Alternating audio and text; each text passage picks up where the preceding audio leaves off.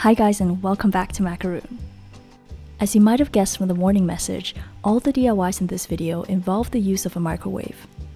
Melting craft materials in a microwave requires a lot more heat than making food, so I can't emphasize enough how important it is to take safety precautions.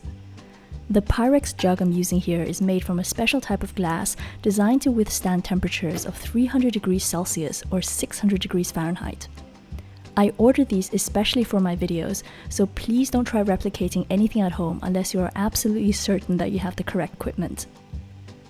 I'm going to be testing out 3 extremely rare methods for making squishies. Incredibly, 2 of these methods were suggested to me by the same user, so a big thanks to Phoenix Pidgey. Let's start with the one that everyone is most curious about, which is melted mochi squishies. There were 2 things that had me intrigued about this method. The first one was seeing a super viral TikTok where someone left squishies in a hot car and they melted on the dashboard. The second was this comment from Phoenix Pidgey, which said that they can be used like plastisol. Plastisol is a soft polymer designed for making fish bait, and I have a whole video on that here.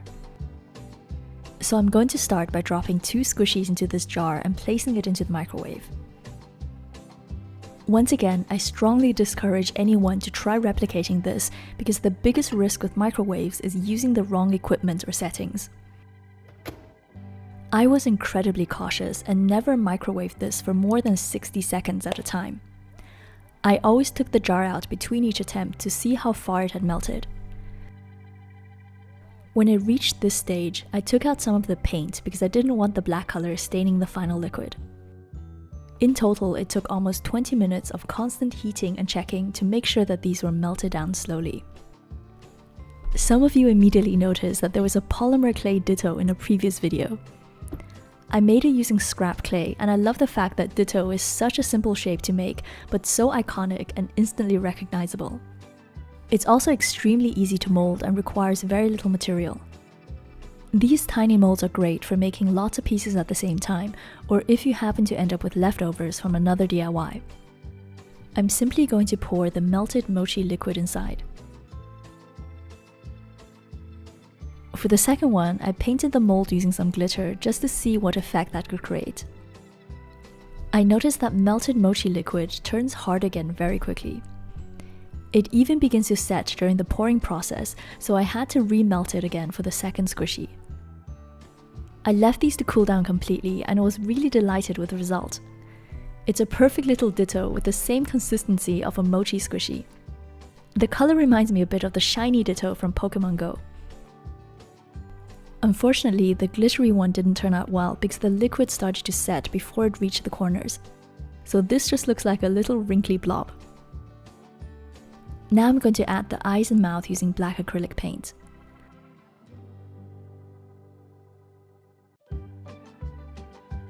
The final texture is pretty sturdy, so you can twist and stretch it in all kinds of ways.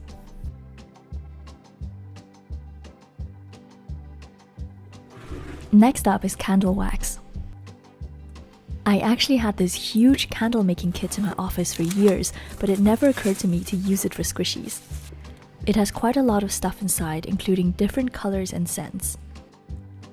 This is transparent gel wax, which is usually made from a type of polymer resin mixed with mineral oil. It reminds me so much of the clear slime that I used to make for these videos.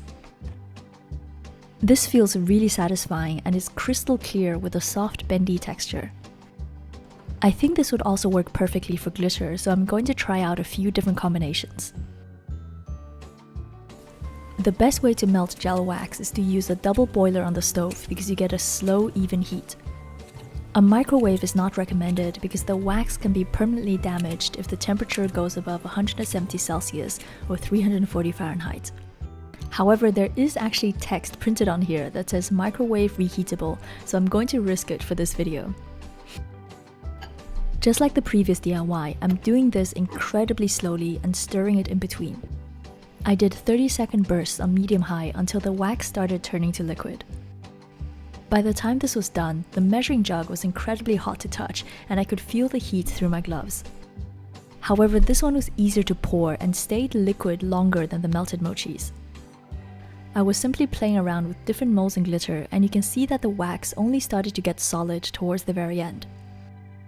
This very last one was a bit of a struggle, but I managed to get it inside. The gel hardens as soon as it cools down, so you don't have to wait very long. And a bonus point is that it doesn't stick to glass, so you can easily peel the leftovers away instead of having to scrub anything off. The mold I'm using is actually an ice cube tray, and the pieces pop out really nicely. It has a squishy texture that reminds me a bit of jelly soap. However, what makes this different to a real squishy is that you can't pull it apart. The candle gel can be squeezed, but it doesn't have the elasticity to stretch. Now let's take a look at the dittos. I was a bit worried about the hands breaking off, but these demolded without any problems. I like the frosty effect here, which is because the inside of the mold is slightly rough. This next one turned out amazing. The glitter creates such an aesthetic effect, and it almost looks like a ditto-shaped soap bubble. Because these squishies are so tiny, I'm actually using a diabetic lancet to add the details. This is the thinnest tool I could find, and I had a whole bunch left over from when I had gestational diabetes. As an alternative, you could also use a sewing needle or the tip of a pin. I love this little ditto, and I never imagined that candle gel could produce such a perfect piece. Last but not least, we have fish bait. Some of you might be wondering whether this is just plastisol again, but this kit actually contains something completely different. This is called EcoLure, and it's the very first fully biodegradable squishy making material. It's made from a type of natural rubber which will decompose in water. If you've watched my other fish bait video, then you'll know that plastisol is very synthetic and it smells absolutely toxic when you heat it up. So I'm curious to see how EcoLure is going to compare to that. You get quite a lot of stuff in this kit, including some fish lure molds, mixing cups, mixing sticks, a mold release oil, and fish scent. I'm pretty sure this is one scent you don't want to use anywhere else in crafting aside from this very niche market. Then you have some reusable molding putty, which I'm kind of curious about, but I'll save that for another video. And finally, there are these two packs of EcoLure. I'm a bit unsure about the texture because these look more like crumbly wax and they don't feel particularly squishy either. The instructions say that they're made from an eco-friendly rubber, and you can also mix in edible things like peanut butter or soy sauce. I absolutely love the fish bait making scene because it's so creative yet completely separate from the squishy making community. I'm going to start by brushing a thin layer of release oil inside my mold. Then I'm adding 1 heaped tablespoon of EcoLure into my jug. Unlike the first two materials, EcoLure only needs to be microwaved for 7 seconds. This seems incredibly short, but when I took it out, the sides were actually starting to melt. I gave it another 8 seconds and it turned into a sticky putty, which should be the correct consistency. You can't really pour this one, so I'm just going to press it into the mold. It hardens pretty quickly, but I was disappointed to find that one of the arms didn't get molded. I realized this is probably because the mold oil collected inside and there wasn't enough space left. This material is quite interesting, but it just doesn't feel very squishy. It's slightly bouncy and rubbery, but it lacks that satisfying movement when you press on it.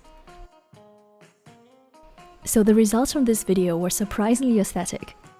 My favorite is the glittery candle wax, but this one does come with a big drawback. Gel wax is easily breakable, so if you press too hard, then your piece is going to crumble apart. This doesn't make it ideal for squishies, which are supposed to be played with.